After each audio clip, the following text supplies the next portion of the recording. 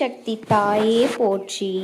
என் அன்பு குழந்தையே, நேற்று இரவு உன்னுடைய வாசல் வரை வந்த ஒருவர் உன்னுடைய இல்லத்திற்குள் வராமல் திரும்பி சென்று விட்டார். என் தங்க குழந்தையே, அவர் யார்? எதற்காக உன் வாசலுக்கு வந்தார்? இல்லத்திற்கு வராமல் எதற்காக திரும்பி சென்றார்? என்ன காரணம் என்பதனை எல்லாம் உன் தாயானவள் இன்று உன்னிடத்திலே நான் சொல்வதற்காக வந்திருக்கின்றேன். என் செல்ல குழந்தையே, பொதுவாக எல்லோரும் இல்லத்திற்கு வர வேண்டும் என்றுதானே நினைப்போம். இவர்கள் உன் இல்லத்திற்கு வராமல் சென்றது என்ன காரணம்? அப்படி சென்றது ஒரு விதத்தில் உனக்கு நல்லதுதான். அம்மா இப்படி சொல்லிவிட்டாளே என்று நீ குழப்பமடைய வேண்டாம். ஏனென்றால் முழுமையான உண்மையினை நீ புரிந்து கொண்டால் என்னுடைய கருத்துக்கு நீயும் உடன்படுவாய். என் தங்க குழந்தையே, உன் வாசலுக்கு வந்தது யாரென்று நான் சொல்லிவிடுகின்றேன். என் செல்லமே, இதனை நீ கட்டாயமாக தெரிந்து கொள்ள வேண்டும். ஏனென்றால் வாசலில் என்ன நடக்கின்றது என்பது தெரியாமல் நீ உன் வீட்டிற்குள் நிம்மதியாக இருந்து கொண்டிருக்கின்றாய் அல்லவா? என் அன்பு குழந்தையே, வெளியில் என்ன நடக்கின்றது என்பதனை அறியாமல் இருப்பதும் உன்னுடைய தவறுதான் என்பதனை நீ புரிந்து கொள்ள வேண்டும். இதுவரை உனக்கு எந்த பிரச்சனைகளும் இல்லை, யாராலும் எந்த ஒரு தொந்தரவுகளும் இல்லை என்று நீ வாழ்ந்து கொண்டிருப்பாய். ஆனால் சில நேரங்களில் உன்னை அறியாமலேயே சில பிரச்சனைகள் தொடர்ந்து உனக்கு வந்து கொண்டுதான் இருக்கின்றது. அது எப்படி வந்தது, எதனால் வந்தது, இதையெல்லாம் யோசிக்காமல் அதை எப்படியாவது சமாளிக்க வேண்டும் என்று எண்ணிக்கொண்டு நீயாகவே இதுவரை சமாளித்து வந்து விட்டாய்.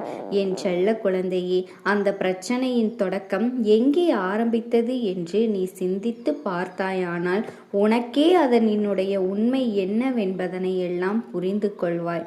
என் செல்ல குழந்தையே, நேற்றிரவு நேரமானதால் உன் இல்லத்தை தேடி வந்தவர்கள் நிச்சயமாக மனிதர்களாக இருக்க வாய்ப்பு கிடையாது. ஏனென்றால் அவர்களுக்குள் ஒரு அச்சம் இருக்கும். அவர்களுக்கு தெய்வத்தை கண்டால் நிச்சயமாக பயம் என்ற ஒன்று இருக்கும். இந்த நேரத்தில் இன்னொருவர் இல்லத்தை நோக்கி சொல்வது தவறு என்பது அவர்களுக்கு நிச்சயமாக புரிந்திருக்கும். அதனால்தான் அவர்களால் வர முடியாத ஒரு விஷயம், அவர்களால் செய்ய முடியாத ஒரு விஷயத்தை அவர்கள் இன்னொருவர் மூலமாக உன் இல்லத்திற்கு அனுப்பி அதை செய்ய துணிந்து விட்டார்கள். என் தங்க குழந்தையே, அப்படியானால் இப்பொழுது உனக்கு ஓரளவு புரிந்து விட்டதா? உன் இல்லத்தை நோக்கி வந்தது செய்வினை கொண்ட ஒரு தீய சக்தி என்று. என் செல்ல குழந்தையே, உனக்கு எதிரிகளாக இருக்கக்கூடிய சிலர் உன்னுடைய வளர்ச்சியையும் உன்னுடைய குடும்பத்தையும் பார்த்து பொறாமைப்படக்கூடிய ஒருவர்தான் இந்த விஷயத்தினை செய்திருக்கின்றார்கள். அவர்கள் அனுப்பிய அந்த தீய சக்தி தான் நேற்றிரவு உன்னுடைய இல்லத்திற்குள் நோக்கி வந்தது என்பதனை நீ மறந்து விடாதே. நீ சொல்லலாம், அம்மா செய்வினை கிடையாது, செய்வினை யாரும் செய்ய முடியாது என்று ஏற்கனவே என்னிடத்தில் சொல்லி இருக்கின்றாய். ஆனால் இப்பொழுது செய்வினை என் இல்லத்தை நோக்கி வந்தது என்றும் சொல்கின்றாய். இதில் நான் எதைத்தான் நம்புவது, எதைத்தான் நான் கேட்பது என்று என் குழந்தை நீ யோசிக்கின்றாய் அல்லவா? என் செல்ல குழந்தையே, இந்த அம்மா சொல்கின்ற விஷயம் எல்லாமே உன் வாழ்க்கையில் உனக்கு பதட்டத்தை கொடுத்துவிடக் கூடாது உன்னிடத்தில் சொல்லிக் கொண்டிருக்கின்றேன். இதற்கெல்லாம் காரணம் என்னவென்று நான் இதை முழுவதுமாக சொல்லி முடிக்கும் பொழுது நீயாகவே புரிந்து கொள்வாய்.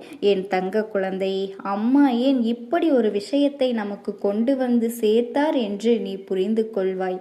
என் பிள்ளையே, செய்வினைகளை யாராலும் அத்தனை சுலபமாக இன்னொருவருக்கு செய்துவிட முடியாது. அதையும் மீறி ஒருவர் இன்னொருவருக்கு செய்வினைகளை செய்கின்றார்கள் என்றால் நிச்சயமாக அவரினுடைய நடவடிக்கைகள் சற்று மோசமானதாகத்தான் இருக்க வேண்டும். பல தீய மனிதர்களின் சவகாசமும் இருக்க வேண்டும். இது போன்று செய்வினை செய்வதனை மட்டுமே தன்னுடைய தொழிலாக கொண்டிருப்பவர்களை இவர்கள் கைக்குள் வைத்து கொண்டிருக்க வேண்டும். அதனால்தான் எல்லாவற்றையும் மீறி இவர்கள் இது போன்ற ஒரு விஷயத்தினை துணிந்து செய்து விட்டார்கள்.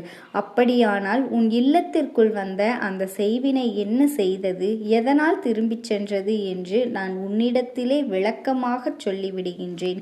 என் தங்க குழந்தையே, உன் இல்லத்தை நோக்கி வந்த அந்த செய்வினை சற்று தொலைவிலேயே இந்த தாயானவளை என்னை கண்டுவிட்டது. அது மட்டுமல்ல, உன் இல்லத்தின் வாசலில் எனக்கு துணையாக நிற்கின்ற உன்னுடைய குலதெய்வம் உன்னுடைய இஷ்ட தெய்வத்தையும் கண்டுவிட்டது. உங்கள் இருவரையும் கண்டவுடன் அந்த தீய சக்திக்கு சற்று உடல் நடுக்கம் எடுத்துவிட்டது.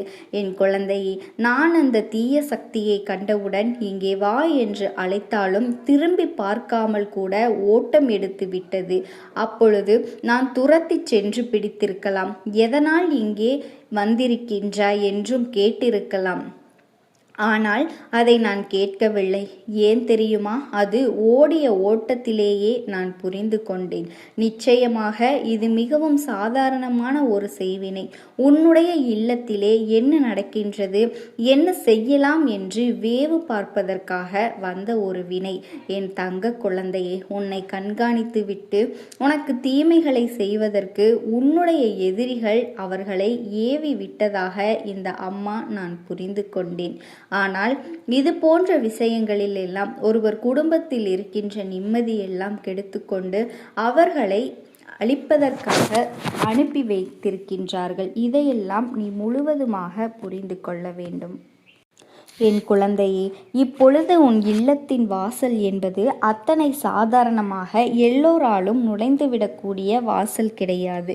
அனைத்து தெய்வங்களையும் ஒரு சேர உன் இல்லத்தின் வாசலில் நீ காவலுக்கு நிற்க வைத்திருக்கின்றாய் என்பதனை நீ மறந்துவிடாதே. அப்படி இருக்கும் பொழுது என் பிள்ளைக்கு நிச்சயமாக எந்த ஒரு செய்வினைகளை பற்றியும் கவலை வேண்டாம். இந்த மனிதர்கள் எல்லாம் இது போன்ற செய்வினைகளை எல்லாம் செய்வதற்கு துணிந்தவர்கள்தான். நேர்மையான முறையில் உன்னை எதிர்கொள்ள பயந்துதான் தீவினைகளை செய்து அழிக்க வேண்டும் என்று நினைத்து கொண்டிருக்கின்றார்கள் என் தங்க குழந்தையே. அதனால் இவர்களிடத்திலிருந்து எல்லாம் நீ சற்று கவனமாக இருந்து கொண்டு உன் வாழ்க்கையில் நடக்கின்ற நல்ல விஷயங்களை நீ இன்னமும் அழுத்தமும் திருத்தமுமாக நன்றாக செய்ய வேண்டும். என் குழந்தையே, நீ முன்னேறிவிட்டாய், வாழ்க்கையில் நல்ல நிலைக்கு வந்துவிட்டாய் என்பதுதான் அவர்களுக்கு அங்கே வேதனையாக இருந்து கொண்டிருக்கின்றது. என் குழந்தையே, இவர்கள் நன்றாக இருக்கின்றார்களே என்றுதான் வயிறிருந்து இப்படியெல்லாம் சில விஷயங்களை செய்து கொண்டிருக்கின்றார்கள்.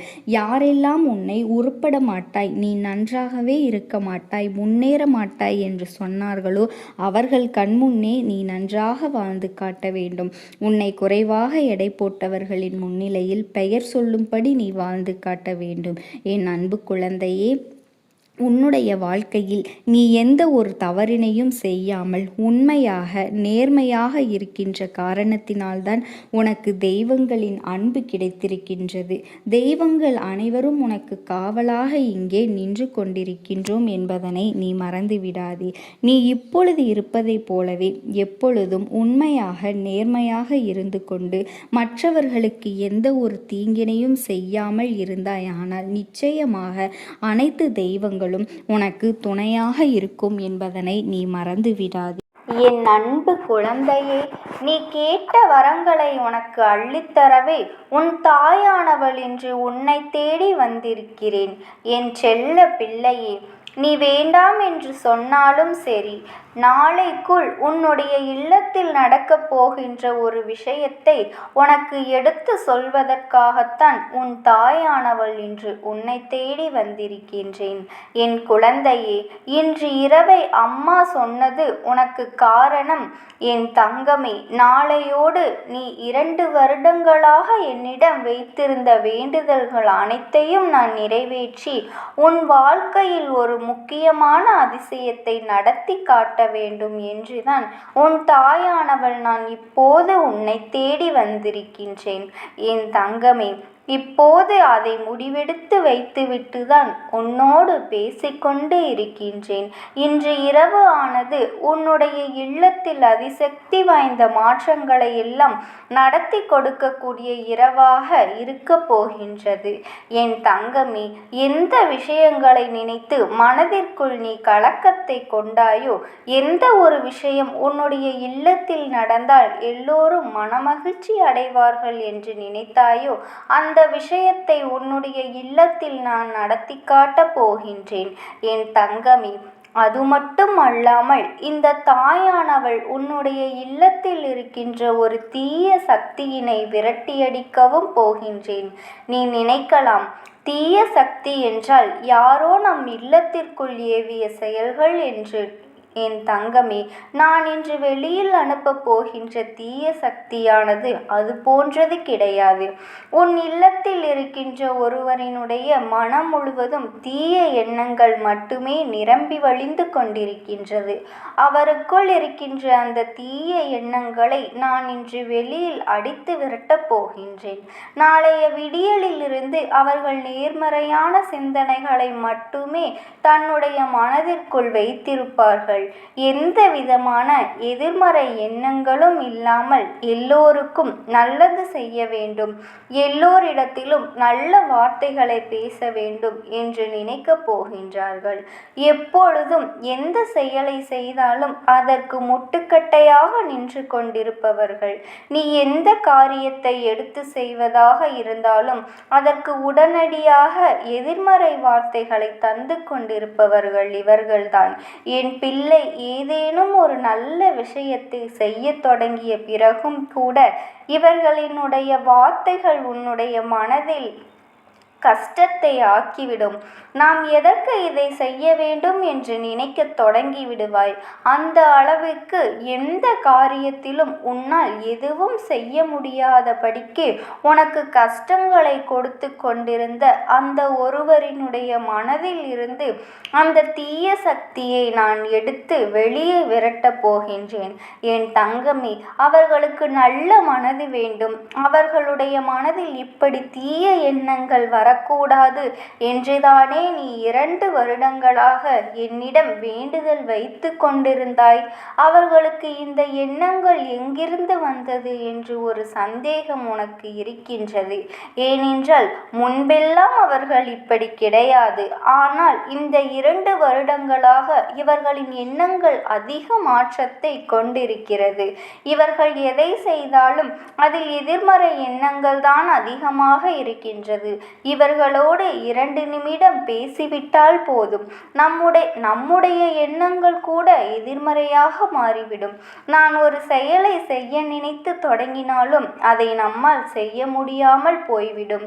என் தங்கமே, நம்மால் செய்ய முடிக்கும் என்று நினைக்கின்ற காரியத்தை கூட செய்து முடிக்காதபடிக்கு நம்முடைய எண்ணங்களை மாற்றி விடுவார்கள். இப்படி ஏற்படுகின்ற சூழ்நிலைகள் ஒருவரின் வாழ்க்கையில் எந்த அளவிற்கு பாதிப்பினை ஏற்படுத்த முடியும் என்பதை உன் தாயானவள் என்னால் நிச்சயமாக புரிந்து கொள்ள முடிகின்றது. என் பிள்ளையே, எப்பொழுதும் எதிர்மறை எண்ணங்களையும் எதிர்மறை சிந்தனைகளையும் உனக்குள் விதைத்து கொண்டிருப்பவர்கள் நிச்சயம் இனியும் நீ செய்கின்ற நல்ல விஷயங்களை தடுத்து நிறுத்துவதற்கு வாய்ப்புகள் அதிகமாக இருக்கின்றது. அதனால் உன் தாயானவள் இன்று இரவு இந்த விஷயத்தை நான் நடத்தி விடுகிறேன். இனிமேலும் உன்னுடைய இல்லத்தில் இருக்கின்றவர்கள் யாருடைய மனதிலும் தீய எண்ணங்கள் இருக்கக்கூடாது. யாருமே மற்றவர்கள் வாழ்க்கையை பற்றி நல்ல விதமாக எண்ண வேண்டும். என் தங்கமே, நம்மை போலதான் மற்றவர்களுக்கும் உணர்வுகள் இருக்கின்றது. நாம் நன்றாக இருக்க வேண்டும் என்றால் அவர்களும் நன்றாக இருக்க வேண்டும் என்பதனை நினைக்க வேண்டும் என்று எல்லோர் மனதிலும் நல்ல எண்ணங்களை நான் விதைக்கின்றேன். நான் இன்று ஏற்படுத்தக்கூடிய இந்த மாற்றத்தினால் இனி ஒருபோதும் உன்னுடைய இல்லத்திற்குள் எந்த விதமான கருத்து வேறுபாடுகளும் ஒருவருக்கொருவருக்கு வராது. ஒருவரின் மீது ஒருவருக்கு இருக்கின்ற அக்கறை இன்னும் பெருகும். என் குழந்தையே, எத்தனை பேர் இங்கே நினைக்கின்றார்கள் தெரியுமா? உடன் பிறந்த உறவுகள் கூட இருந்தும் அவர்களுக்குள் ஒற்றுமை இல்லாமல் ஒருவர் நன்றாக இருந்தால் இன்னொருவருக்கு அது பிடிப்பதில்லை. ஒருவர் வாழ்க்கையில் முன்னேறினால் சரி, நம்முடைய உடன் பிறந்த உறவுதானே வாழ்க்கையில் முன்னேறுகின்றார் என்ற எண்ணம் நல்லபடியாக இருக்கட்டும் என்று ஒரு நாளும் சிந்திப்பதில்லை. மாறாக அடுத்தவர்களின் பேச்சை கேட்டு பொறாமைப்படுவது. எங்கே அவர் நன்றாக இருக்கின்றார்கள், நீ எதற்கு இப்படி இருக்கின்றார் என்று ஒருவர் ஒரு வார்த்தையை கேட்டுவிட்டால் அந்த உடன் பிறந்த உறவின் மீது எண்ணங்கள் எல்லாம் தவறான எண்ணங்களாக மாறிவிடுகின்றது. விடுகின்றது. அவர்களின் வாழ்க்கையின் மீது நமக்கு பொறாமை எண்ணங்கள் வந்து விடுகின்றது. இது போன்று இருக்கின்ற உறவுகளும் நிறைய பேர் இருக்கத்தானே செய்கின்றார்கள். அவர்கள் மனதிலும் எண்ணங்களை நான் நிச்சயமாக மாற்றுகின்றேன். உடன் பிறந்தவர்கள் என்றால் என்ன? அவர்கள் முன்னேறினால் நமக்கு சந்தோஷம் என்பதனை அவர்களுக்கு புரிய வைக்க வேண்டிய காலகட்டம் இப்போது வந்திருக்கின்றது. அதனால் என்னுடைய பிள்ளை, நீ எதற்குமே மனவேதனைப்படாதே. என்ன நடந்தாலும் சரி, உன்னுடைய வாழ்க்கையில் இந்த தாயானவள் நான் இருக்கின்றேன். அவள் நம்முடைய குடும்பத்தின் ஒற்றுமைக்கு பொறுப்பெடுத்துக் கொள்வேன் என்பதனை நீ புரிந்து கொண்டாலே போதும். யார் என்ன சூழ்ச்சிகளை செய்தாலும் உன்னுடைய குடும்பத்தில் இருக்கின்றவர்களின் மனதில் கெட்ட எண்ணங்களை விதைக்க நினைப்பவர்களுக்கு நிச்சயமாக இந்த அம்மா சரியான பாடத்தினை ஒரு நாள் புகட்டி கொடுப்பேன் என்பதனை நீ மறந்து விடாதே. என் பிள்ளை, நீ சில நேரம் செய்கின்ற செயலில் உனக்கு தோல்வி கிடைத்தால் உடனே என்ன நினைக்கின்றாய்? இவர்கள் பேசிய வார்த்தைகள்தான் இன்று நமக்கு இந்த நிலையை கொடுத்திருக்கின்றது. இவர்கள் சொன்னதனால் தான் நமக்கு வெற்றி கிடைக்காமல் போய்விட்டது என்று என் பிள்ளை நீ நினைக்கின்றாய் அல்லவா? அந்த அளவிற்கு இவர்களினுடைய வார்த்தைகள் உன் மனதை நலமாக்கி இருக்கின்றது. என் தங்கமே, இனிமேலும் நீ இந்த அளவிற்கு ஒருவரின் வார்த்தைகளினால் காயப்பட வேண்டிய சூழ்நிலை ஏற்படாது. அவர்கள் செய்த தவறுக்கான தண்டனை அவர்களுக்கு கிடைத்தே தீரும். என் பிள்ளையே, நீ வேதனைப்படுவதை முதலில் நிறுத்திவிடு. இந்த தாயானவள் அவ்வளவு எளிதாக யாருக்கும் உதவியும் அல்லது யாருக்கும் எந்த ஒரு காட்சியையும் கொடுத்து விடுவது கிடையாது. ஏனென்றால் என் தங்கமே, முன்னால் நிற்க வேண்டும் என்றால் அதற்கு சில தகுதிகள் இருக்கின்றது. என்ன தகுதிகள் தெரியுமா? நிறைய பொன் வைத்திருக்க வேண்டும், நிறைய பொருள் வைத்திருக்க வேண்டும், நிறைய வசதி படைத்தவர்களாக இருக்க வேண்டும் என்பதா? நிச்சயமாக கிடையாது. என் தாயானவள் அதற்கு ஒரு தகுதியே எனக்கு வேண்டாம். என் தங்கமே, எனக்கு தேவை என் முன்னால் நிற்கின்ற குழந்தையின் மனதில் எந்த விதமான கள்ளங்கபடமும் இருக்கக்கூடாது. உண்மையாகவும் நேர்மையாகவும் இருக்க வேண்டும். தன்னிடம் எத்தனை பொன்னும் பொருளும் இருந்தாலும் அதை அடுத்தவர்களுக்கு கொடுத்து உதவுகின்ற மனது இருக்க வேண்டும். யாரிடத்திலும் கடுமையாக நடந்து கொள்ளக்கூடாது. ஏற்றத்தாழ்வுகள் பார்க்கக்கூடாது. எப்பொழுதுமே அன்போடும் அமைதியோடும் இருக்க வேண்டும். என் தங்கமே, வார்த்தைகளை பேசும்போது அதிக கவனத்தோடு இருக்க வேண்டும். எந்த ஒரு நாளும் வந்துவிடக்கூடாது. உன்னுடைய மனது உன்னுடைய கட்டுப்பாட்டிற்குள் இருக்க வேண்டும். இப்படி இது போன்ற தகுதிகளை யார் வைத்திருக்கிறார்களோ அவர்களை நிச்சயமாக இந்த தாயானவள் எளிதாக நெருங்கி வந்து விடுவேன். என்னுடைய ஆசைகளையும் பெற்று விடுவார்கள். அவர்களுக்கு என்றுமே நான் துணையாக இருப்பேன். இன்று என் பிள்ளையின் இந்த ஆசைகளை எல்லாம் நான் பெற்றிருப்பதனால் தான் என்னுடைய அன்பினை நீ பெற்றிருக்கிறாய். என் தங்கமே, இப்பொழுதே என் வாக்கினை நீ கேட்டுக்கொண்டிருக்கிறாய் அல்லவா? அதனை நீ மறந்து விடாதே. என் பிள்ளையே, என்னாலும் உன் வாழ்க்கையில் உனக்கு நல்லது நிச்சயமாக நடக்கவிருக்கின்றது என்பதனை நீ புரிந்து கொள்ள வேண்டும். நான் உன் இல்லத்தில் இந்த மாற்றங்களை எல்லாம் நான் கொடுத்து விட்ட பிறகு நாளைய விடியலில் என் பிள்ளை மனநிறைவோடு நீ இருக்க வேண்டும். நான் சொல்வது போல நீ நடந்து கொள்வாயானால் நிச்சயமாக இந்த வாழ்க்கை உனக்கு கொடுக்க விரும்பியதை எல்லாவற்றையும் சந்தோஷமாக கொடுக்கும் என்பதனை நீ புரிந்து கொள்வாய். என் தங்கமே, உன் தாயானவளினுடைய ஆசீர்வாதம் உனக்கு எப்பொழுதும் இருக்கும். எப்பொழுதும் நான் உனக்கு துணையாகவே இருப்பேன். உனக்கு எந்த ஒரு இக்கட்டான சூழ்நிலை வந்தாலும் என் நாமத்தை மட்டும் நீ மனதார உச்சரி. உனக்காக என் இரு கரங்களை நீட்ட நான் ஓடோடி வருவேன். ஓம் சக்தி. ஓம் ஆதிபரா சக்தி.